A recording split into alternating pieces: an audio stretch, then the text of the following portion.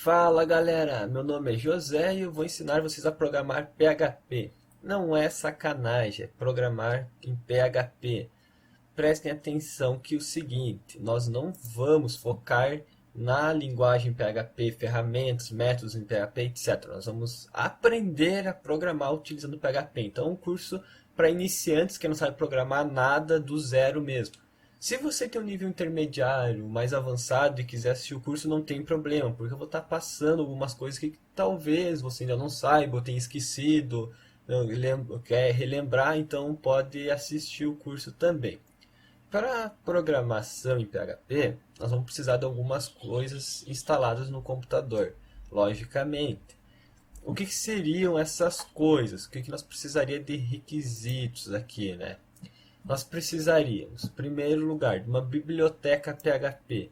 A biblioteca PHP é simplesmente o que vai interpretar seus scripts. PHP é uma linguagem interpretada, não compilada, tá? Então, nós vamos precisar de um servidor Apache também. O servidor Apache é onde ficam os nossos arquivos hospedados e ele faz a leitura desses arquivos para trazer os resultados para ti.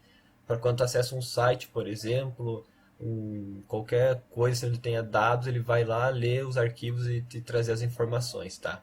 Um banco de dados, nós vamos precisar também, um sistema de gerenciamento de banco de dados, só que não vamos utilizar já nesse curso, né? Porque como isso é uma introdução bem básica para PHP, depois com a continuidade de um outro curso, um outro sistema que nós vamos estar lançando, vamos precisar do banco de dados. Então já é bom ter instalados. Vocês devem estar curiosos por que essa palavra aqui, o hunter. Eu estou pensando que eu escrevi errado hunter, caçador, né? Hunter. Não escrevi errado. No final do vídeo eu vou explicar por que o hunter, de onde que é essa palavra e o que ela está fazendo aqui escrita, tá? Fiquem curiosos até o final do vídeo aí. Então, montando o nosso cronograma, a introdução é isso. Nós vamos precisar daqueles itens instalados. Onde eu consigo isso? Uma biblioteca PHP, um servidor Apache e um banco de dados. Existem algumas formas aí para vocês estarem adquirindo isso e instalando nas suas máquinas que eu vou mostrar agora, tá? Em primeiro lugar, vocês podem estar usando Linux ou Windows, tanto faz, Mac se quiserem também para programar, a opção de vocês. Eu prefiro, apesar de estar usando o Windows 10, programar em ambientes Linux, porque ambientes Linux dão menos problemas e se der algum problema é mais fácil de resolver, de ter maior controle sobre tudo, tá? Então ambientes Linux. Mas se tu estiver usando o Windows aí, para o nosso curso aqui vai servir, não tem problema, tá? Para o Windows, qual que são as opções que nós temos para programar PHP? Em primeiro lugar, o AMP Server. O AMP Server é um servidor local, tá? Vocês podem estar entrando no site dele para fazer download do que precisarem depois. Mas eu vou estar disponibilizando o link embaixo do vídeo aí, então não precisem dar pause no vídeo ou ficarem desesperados lá, deixa eu copiar rápido enquanto ele fala. Não, presta atenção no vídeo. Todas as aulas, materiais, eu vou estar disponibilizando depois em algum lugar, tá? Então não precisem dar pause no vídeo ou ficarem bem loucos tentando copiar rápido. Então, continuando aqui, vamos descer até embaixo e escolher qual modo a gente quer do AMP Server. Se é o 32 bits ou 64 bits. Para quem não sabe o que é 32 bits e 64 bits, eu aconselho procurar na internet, dar uma olhada num tutorial, aprender um pouco sobre sistemas operacionais, redes. Apesar de nós vamos passar alguns cursos depois disso, é bom dar uma olhada lá, aprender para programar, né? Então, 32 bits e 64 bits.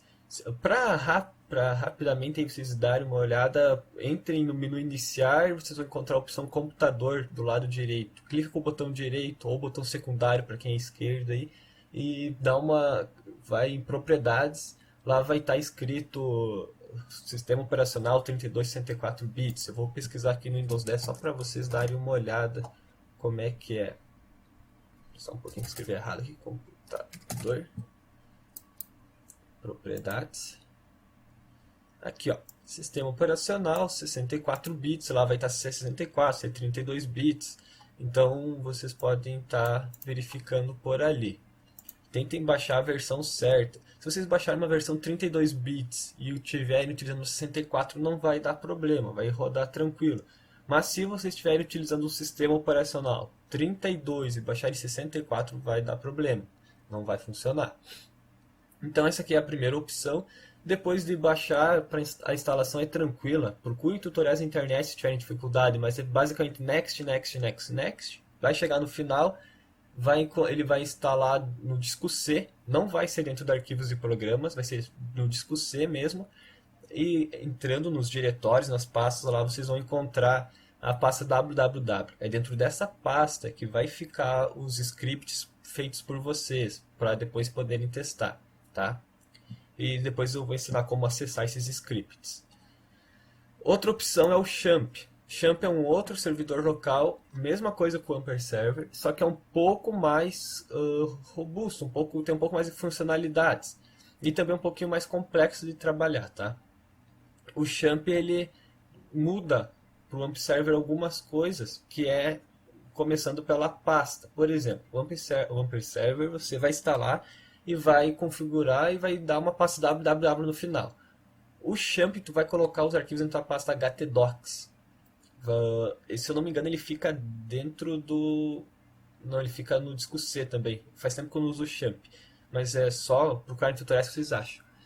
Só que os arquivos vão ficar dentro da htdocs, os scripts que vocês vão criar. Mas o funcionamento é praticamente o mesmo. Vai ser um servidor Apache por trás rodando. Ele vai instalar um banco de dados. Até interessante ver aqui, ó, por exemplo, o AMP. Ó. Vocês vão ver o que ele vai instalar aqui. Ele vai instalar o Apache, vai instalar a biblioteca PHP, vai instalar o banco de dados MySQL, o PHP MyAdmin para gerenciar o banco de dados, tá? O SQL Buddy e o Xdebug, tá? Eu não faço ideia para que serve isso aqui. O Xdebug é para te verificar erros e nunca cheguei a usar isso daqui por enquanto. Enfim, o Champ vai instalar praticamente a mesma coisa ali. Agora, o método que eu prefiro usar no Windows é o do PostgreSQL. Como assim? O Postgres é um banco de dados. Como que tu vai instalar um servidor local com banco de dados? Primeiro, tu vai fazer o download do Postgres, tá? Vocês vão vir aqui em Downloads, ó. Vocês vão vir em Downloads, vai ter os tipos de sistema, FreeBSD, OpenBSD, Red Hat, Debian. Então vocês vão baixar para o Windows, já que vocês estão usando o Windows. E depois do download, ele vai pedir para instalar. Tu vai instalar, vai dar Next, ele vai pedir usuário e senha do banco de dados, isso é bom vocês guardarem. Pode colocar um usuário padrão, uma senha padrão, vai ser localmente, então não tem perigo. Num ambiente de produção, servidor web, sim, teria que ter mais segurança. Mas como é local, não tem problema. Pode colocar uma senha fácil, um usuário fácil. Após a instalação do Postgres, ele vai pedir se vocês querem instalar complementos. Aí vocês vão botar que sim. E nesses complementos vai ter lá escrito PHP, Apache, alguma coisa assim, Apache Server, PHP. Marque esse item que ele vai pegar, vai baixar o Apache junto com o PHP integrado com o PostgreSQL já. Então não vai ser necessário fazer toda aquela mão de integração entre o AMP e o Postgres. Ah, mas o AMP e o Champ, no caso, também vem com MySQL. A gente não vai usar MySQL? Não. Nossos tutoriais, nossos vídeos, vamos usar o PostgreSQL. PostgreSQL por quê? Porque ele é um banco de dados mais robusto, completo e mais seguro. Não para o ambiente local, não estou falando para o ambiente de produção, para o ambiente web. Tá? Ele é um banco de dados mais tranquilo de trabalhar.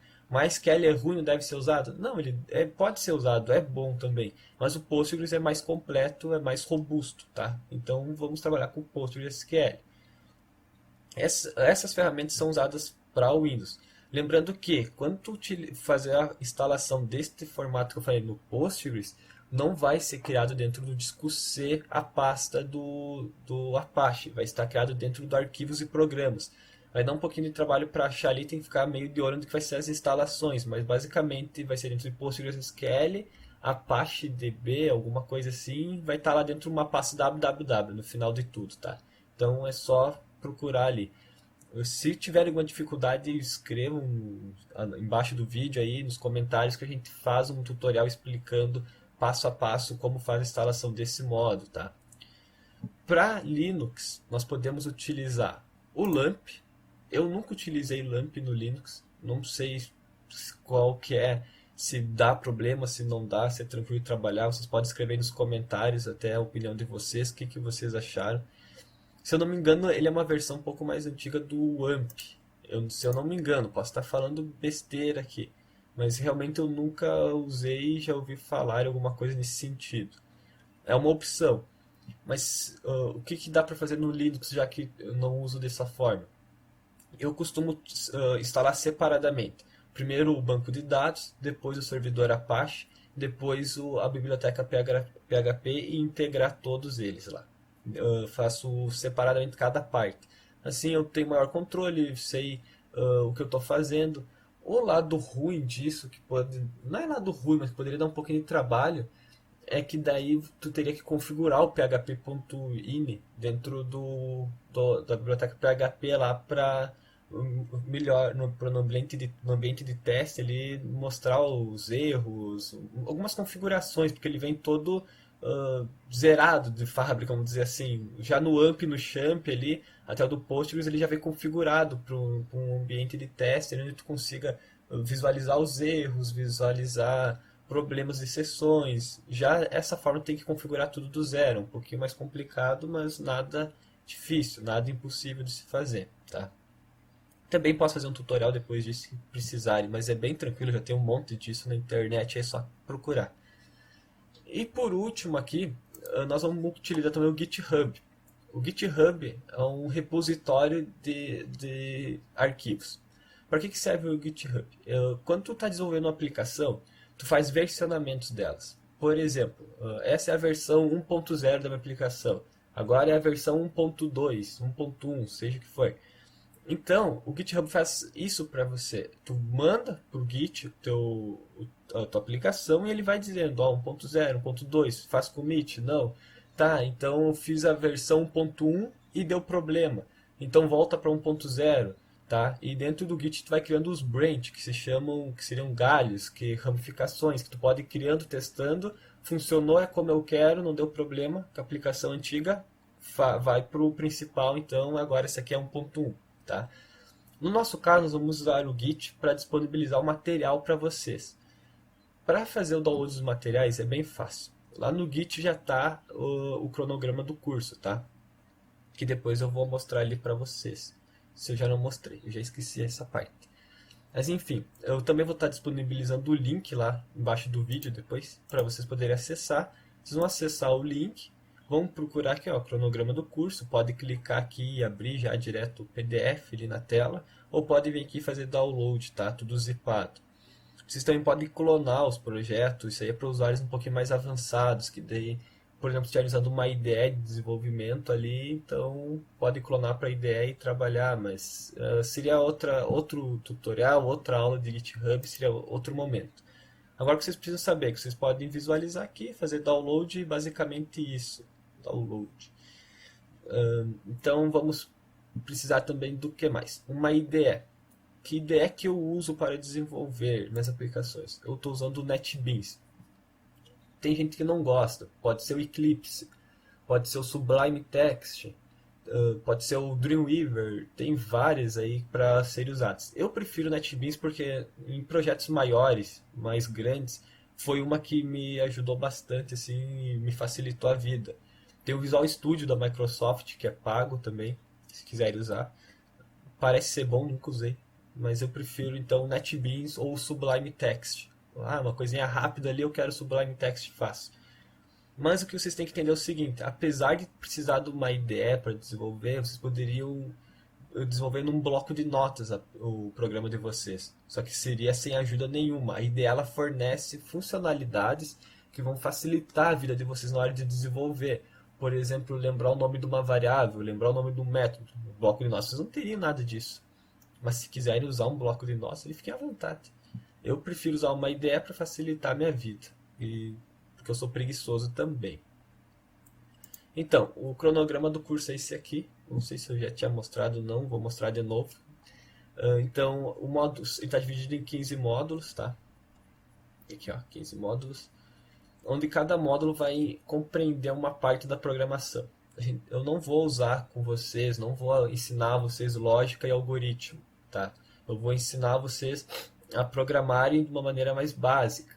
Lógica e algoritmo eu posso depois fazer um outro mini curso para estar ensinando, que também é bastante assunto, para vocês pegarem uma base. Mas vocês podem estudar por fora, lógica, algoritmo, etc., e aprenderem um pouco mais.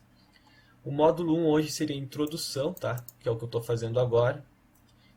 O módulo 2 aqui já começa a exibição de texto, algumas soluções, depurações, tá? Tudo voltado utilizando o PHP.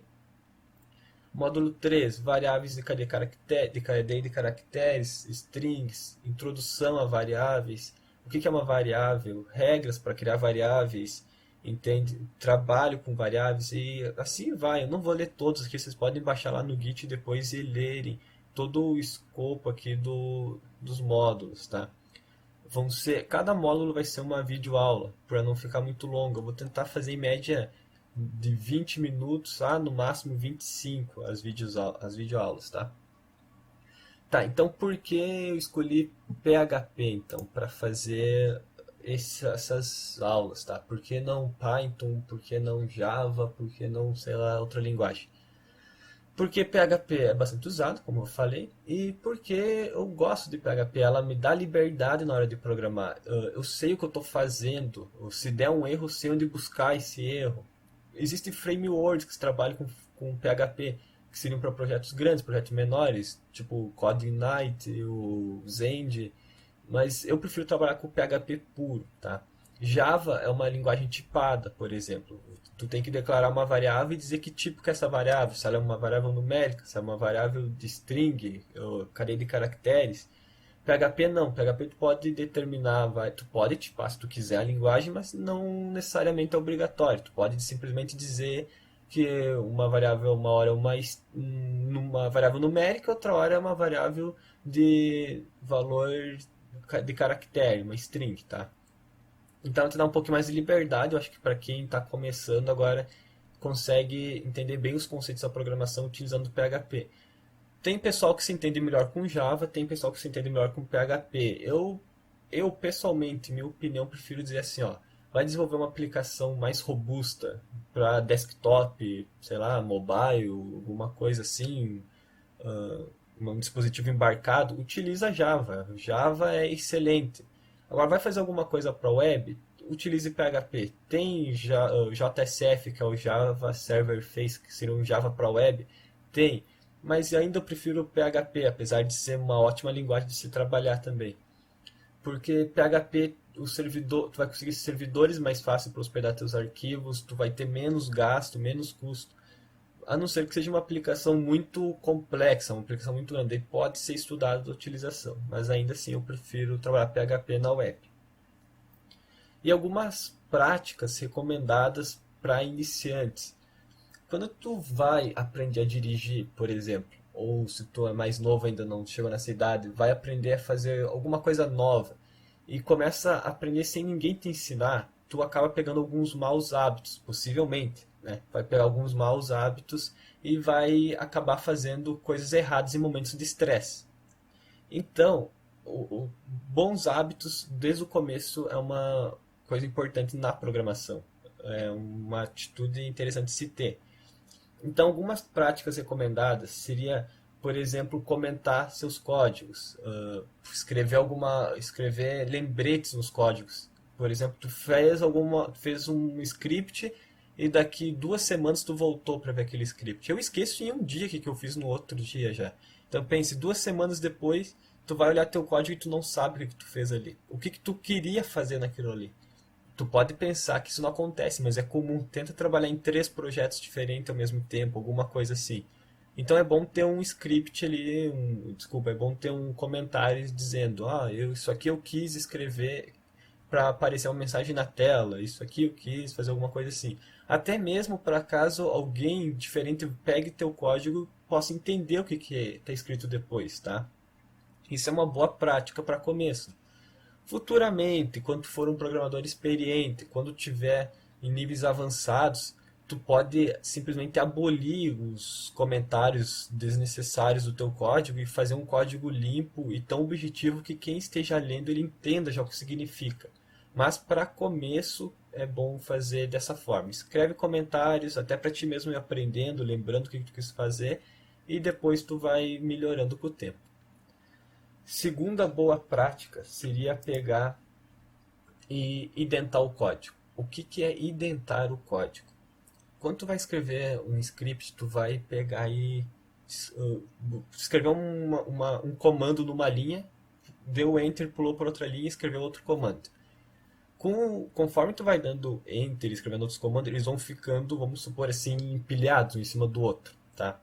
Identar é uma prática que tu organiza os teus comandos. Tu vai mostrar uma mensagem na tela, ou tu vai abrir um if, que é uma condicional, e depois embaixo tu vai escrever o que vai acontecer ali. Então, quando tu for identando eles, isso eu vou ensinar depois na IDE ali, conforme nós vamos programando, conforme tu for identando, vai ficar melhor para te visualizar o que tu quis fazer.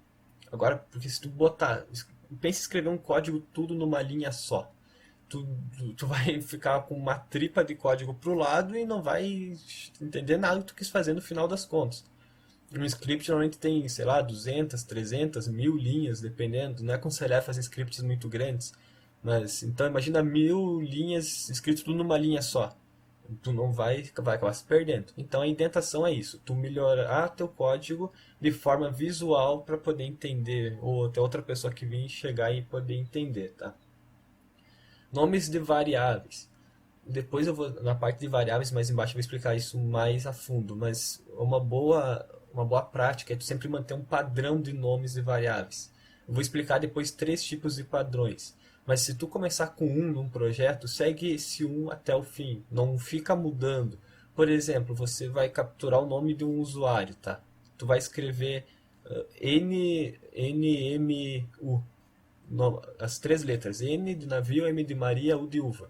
O próximo cara que for pegar teu código para entender, ele vai querer te dar um tiro, porque ele não vai saber o que significa NMU. O que porra é NMU nesse código, entende? Então, não custa nada, escreve nome de usuário. Ah, ele vai pegar teu código e ver nome do usuário. O que é isso? Ah, o nome do usuário. Não precisa nem escrever um comentário dizendo que aquela variável é o nome do usuário, entende? Porque tá ali escrito nome do usuário. Sabe o que é? Então, isso são boas práticas de programação que é bom ter desde o começo. Durante o decorrer do curso ali, talvez eu acabe pulando alguma coisa por já ter um pouco de experiência ali, mas se alguém tiver alguma dúvida, comentem embaixo dos vídeos, tirem suas dúvidas, perguntem, façam o que puderem para tirar as dúvidas. Vão na internet, pesquisem. Se eu falar alguma coisa e vocês acharem que está meio estranho, contestarem, contestem, a gente discute, vamos dialogar e vamos... O objetivo do curso é para vocês aprenderem a programar PHP do jeito certo, tá? Então, agora outra coisa. O segredo, né? Porque essa palavra, o Hunter. O Hunter é o nome do meu colega de vídeos. Eu estou fazendo vídeos relacionados a PHP. Não, vocês não entenderam errado. O Hunter é o nome do cara. Não sei por que raios botaram o nome dele de Hunter. Vai ver escrever errado lá na hora de escrever Hunter e botar o Hunter. Mas, enfim. Ele vai fazer... Eu vou lançar vídeos na segunda-feira relacionado ao curso de PHP, tá? Como eu falei, cada módulo aqui vai ser um vídeo diferente. Então vão ser 15 vídeos, uma a cada segunda. Ele vai lançar vídeos toda sexta-feira, relacionado a Java. Eu vou ensinar PHP, ele vai ensinar Java. Por que ele vai lançar vídeos relacionados a Java? Lá em Java, vocês vão aprender a programar em Java, é óbvio, né? E em seguida, ele também vai estar ensinando orientação a objeto com Java.